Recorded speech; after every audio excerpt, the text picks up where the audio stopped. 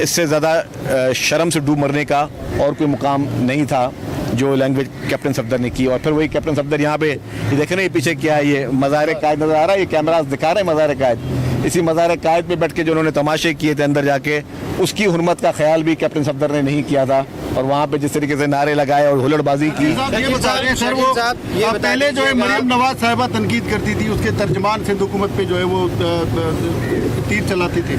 अब उन्होंने शोहर को जो है लॉन्च कर दिया है और कैप्टन सफदर ने मतलब इतने इस लहजे में और इस तरह की बातें की आपने सुनी होगी जो नाकाबिले बर्दाश्त है। आप उनके इत्तेहादी, उनकी हुकूमत आपके बलबूते पे खड़ी है, फिर भी इस तरह के हमले।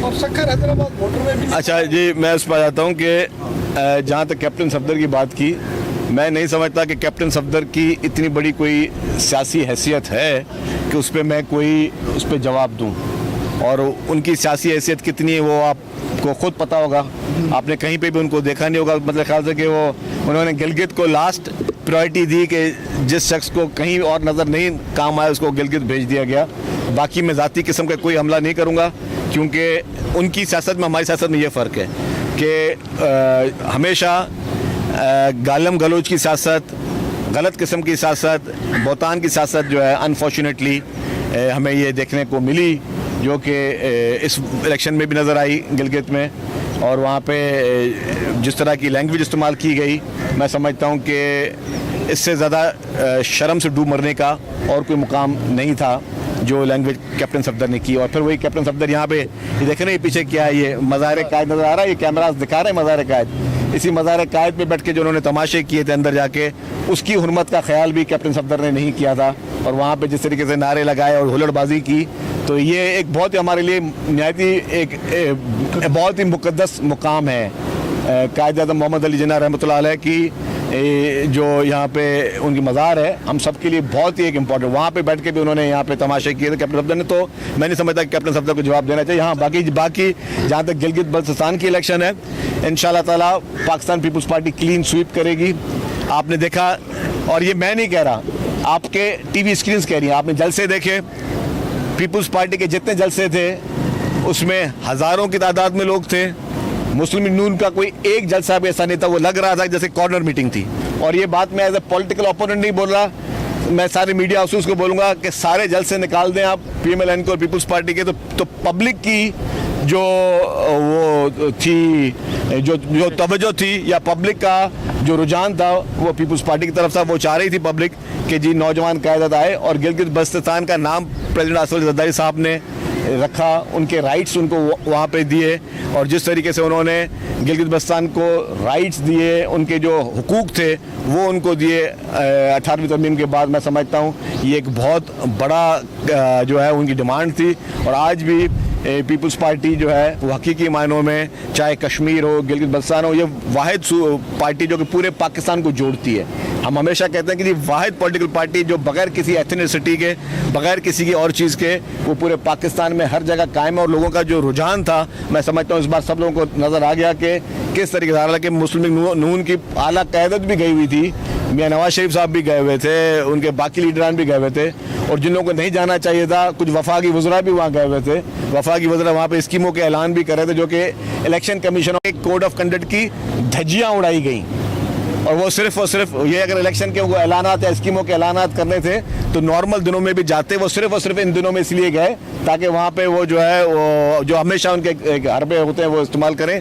लेकिन मैं समझता हूँ कि मुस्लिम लीग को इस बार शिकस्त होगी और पीपल्स पार्टी इंशाअल्लाह ताला जो है वो बहुत बड़ी फतेह हासिल करेगी। शर्जील साहब ये बता दीजिएगा कि सिंध में चंद रोज से खबरें कुछ गर्दिश कर रही हैं कि पीपल्स पार्टी 28वीं तरमीम पे आमादा हो गई है और नए इंतजामी यूनिट्स बनाए जा रहे हैं कराची को वफाक के हवाले। अच्छा कि आपने सवाल मुझे, मैं एक बात आज करूँ, ये मैं देख रहा था कि हमारे दोस्त हैं सहाफ़ी, उन्होंने बोला कि जी जो है प्रेसिडेंट साहब के हवाले से सोशल मीडिया पे चला दी कि जी 6 बनाएं, इंतजामी यूनिट 8 बनाएं। ये सारी चीज़ें गलत हैं। मैं सहाफ़ी भाइयों से गुजारिश करूँगा, सबके लिए सब काबिल एहतराम है, एहतराम का रिश्ता है। मैं वही कहता हूँ कि देखें जी, ये किसी के नाम से अच्छा आप अपने ख्याल दे सकते हैं कि जी आपका ये ख्याल है कि जी आप 10 यूनिट चाहते हैं या 50 यूनिट चाहते हैं, किसी भी लीडर के नाम से मुंसलिक करके ये बात करना, फिर वो आता है वो पीका। हम नहीं चाहते कि हम उस चीज़ में जाएं। पीपल्स पार्टी आपको पता है कि कभी भी जो आज़ादी सहाफ़त पर यकीन रखती है, और हम नहीं चाहते कि जी पीका एक की तरह अपने भाइयों सहाफ़ियों को उसमें हम ले जाए, उनके खिलाफ डिफेमेशन के केसेस करें, ये गलत चीज़ है। हमेशा हमें हर चीज़ रेस्पॉन्सिबिलिटी के साथ चाहिए। अगर आपके पास किसी चीज़ का एविडेंस है, आप खबर चलाएं, बाकी आप इस तरह की अपने ख्यालात का इजहार जो है ना वो आप किसी से जोड़ नहीं सकते। तो ये बिल्कुल कतन गलत है, और ये मतलब समझे कि पीपल्स पार्टी कभी इस तरह की कोई बात नहीं करती। एक बात बजट जो तरक्याती स्कीमें हैं हालिया आइंदा साल वो कम करने का कहा गया है। क्या पैसे कम आ रहे हैं या वफाक को आपको पैसे देने हैं? मसला क्या है, क्यों तरक्याती स्कीमें नहीं ले रहे हैं? देखिए जी, अभी फैसला नहीं हुआ है पूरा, वफाकी बजट आने दें। 10 जून को एक्सपेक्टेड है, 10 या 11 12 जून को शायद वो वफाकी बजट आएगा। वफाकी बजट जब आता है उसके बाद सूबे अपने बजट बनाते हैं, आपको पता है। तो हम देखते हैं कि इस वफाक अपनी पोजीशन क्या है, एफबीआर की क्या पोजीशन है, एफबीआर ने कितनी कलेक्शंस की हैं, एफबीआर को कितने पैसों का शॉर्टफॉल है। अगर एफबीआर की कलेक्शन सामने आ जाती हैं, एफबीआर के शॉर्टफॉल सामने आ जाते हैं, उसके बाद ही हम बता सकते हैं कि अगले बजट में हम डेवलपमेंट कितनी कर सकते हैं, कम कर सकते हैं, नहीं कर सकते हैं। जो चीज़ें हैं वो सारी चीज़ें सामने आएंगी जब वफाक की हुकूमत अपना बजट पेश करेगी। हम एज ए नेशन हमें मजबूत करना है अपने वफाक को, एज ए नेशन हमने अपने मुल्क को मजबूत करना है, और हम हर सूरत हाल में अपने पाकिस्तान के साथ खड़े हैं। हाँ, जहाँ पे हमारी चीज़ देखेंगे कि अगर चीज़ें सही होंगी तो डेफिनेटली सपोर्ट करेंगे, जहाँ पे चीज़ें सही नहीं होंगी, ज़्यादा होगी, तो डेफिनेटली उस पर हम आवाज़ भी उठाएंगे। शर्जील साहब ये बताइएगा, आपने नून लीग की बात तो की है, लेकिन वफाकी वज़ीर सेहत मुस्तफ़ा कमाल साहब अगेन वही मुतालबा कर रहे हैं कि ये जो 28वीं तरमीम है ये हमारी तरमीम है और आर्टिकल 140 ये लाजम है। उसके अलावा अनीस कायम खानी साहब ने गुज़िश्ता रोज़ जो है वो लियाकताबाद में बड़ी एक सख्त तकरीर की है, जिसमें उन्होंने अपने वर्कर्स के हमरा ये नारे लगाए हैं कि हम अब जल्द जो है वो कराची को हक दें, अदरवाइज हम सिंध गवर्नमेंट को ठीक करेंगे। तो आप ठीक काम नहीं कर रहे हैं? अगर वो यार आप मुझे बताओ, आप इतने अच्छे सहाफ़ी हो, यंग बच्चे हो, अभी नौजवान हो, आप अनीस कायम खानी साहब या आपने नाम लिया, मुस्तफ़ा कमाल साहब का या मुत्तहिदा कौमी मूवमेंट को आप संजीदा लेते हो? नहीं पूछा, आप लेते हो? नहीं, मैं आपसे सवाल पूछूँ, माइक आपकी तरफ करो, आप संजीदा लेते हो? नहीं लेते हो ना, तो भाई तो बात उनको आवाम जब संजीदा नहीं लेती है तो आप संजीदा ना लो ना। वो उनका आपको पता होना चाहिए कि वो किस तरीके से आए हैं अपनी सीटों पर, तो वो ऐसे ही करें। और जो जब एमक्यूएम थी तो मैं समझता हूँ कि 18वीं आईनी तरमीम में जहाँ तक मुझे याद पड़ता है शायद एमक्यूएम भी शायद उसमें शामिल थी, एमक्यूएम ने भी सपोर्ट की थी।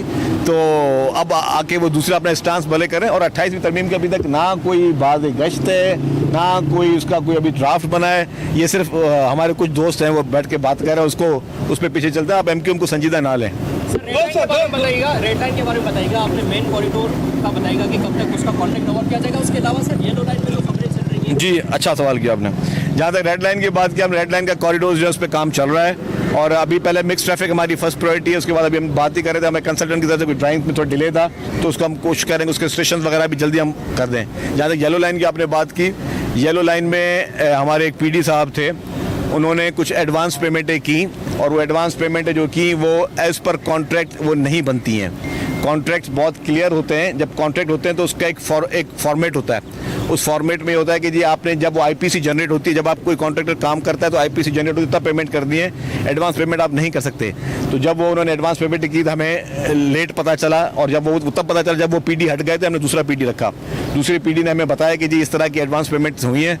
तो हमने पर्सनली मैंने जो मुझे पता चला तो हमने सेक्रेटरी साहब को बैठे उनको भी बताया, चीफ मिनिस्टर साहब को बताया, चीफ सेक्रेटरी साहब को बताया। फिर सेक्रेटरी साहब ने राइटिंग में लेटर लिखा चीफ सेक्रेटरी साहब को और ACS PND को कि जी ये कोई एडवांस पेमेंट हुई है, उस पर एक्शन लिया जाए। तो उस पर एक्शन सरकार ने लिया है। Thank you. डिसमिसल की बात नहीं, वो मुझे नहीं पता। एक पर्सन मुसलसल ये इंतजाम यूनिटों के हवाले से बात कर रहे हैं, इस पर कौन कर रहा है? मालिक मोहम्मद छोड़ दें यार आप अभी इसको।